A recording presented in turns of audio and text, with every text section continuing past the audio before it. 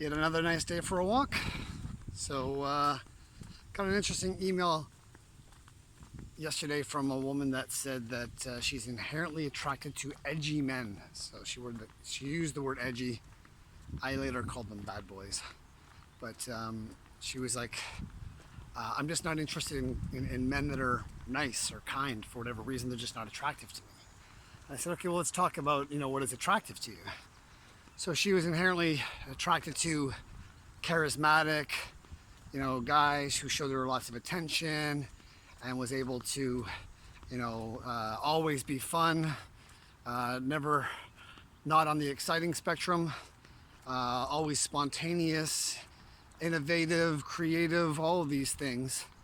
And I'm like, well, that's great and everything like that, but generally speaking, and I say generally speaking, those people could be big narcissists.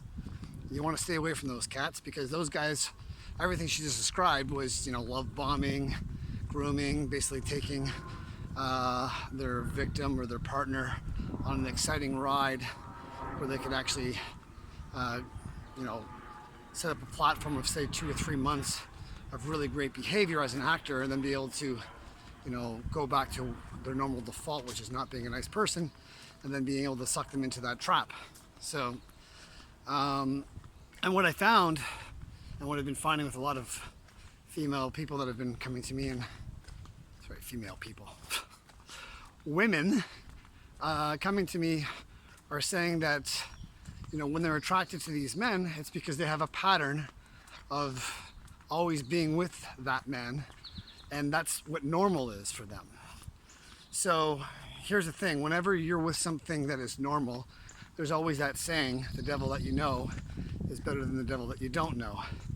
And what we mistake for the word attraction actually isn't attraction at all, it's normalcy. So that's what you're used to. You're used to, the attention, the creativity, the charisma that these men have, but there's a very, very big glass window or a glass ceiling with that. And what you do is you don't recognize the good men around you who are not narcissists, who are not, manipulative, toxic males, because they're not something that you're used to. And the human brain goes to what it knows. So when you don't know it, you don't believe it, then it doesn't become true, and then it doesn't become attractive. It doesn't drive your serotonin and dopamine levels to spike like they do with the excitement with what you're used to. More importantly, most women have had the tools of dealing with these toxic males so they can fight back, or they can win battles or verbals or whatever, going back and forth, but they're really almost infatuated with that attention or with that love bombing or with that charisma that these guys have, and they associate it in their brain with being powerful, with them feeling safe, with them feeling taken care of or spoken for or valued. And for the most part, those feelings are really, really powerful, and they will drive a lot of behavioral patterns and confuse your mind and not enable you to recognize the good people that want to be part of your life who will show up.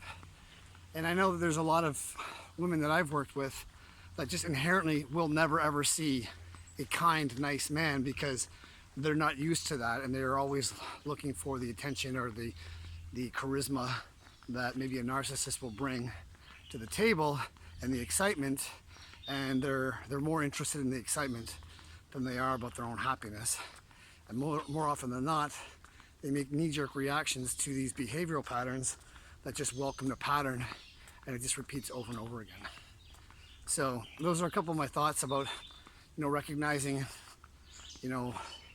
nice guys versus edgy guys.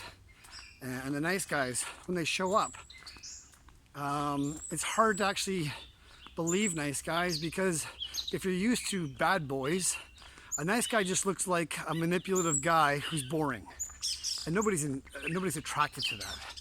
But if you actually take the time and watch the behavioral patterns or his actions on how he shows up for you, what he does, if he's kind, and then give that guy a chance. He may not be as exciting It's the toxic male, but he's not going to have the downside of the toxic male, and that's to be avoided at all costs. So I'm Chuck Basti, author of Men Don't Get It. If you have any questions, feel free to drop this in the box, and I wish you the most merriest of days.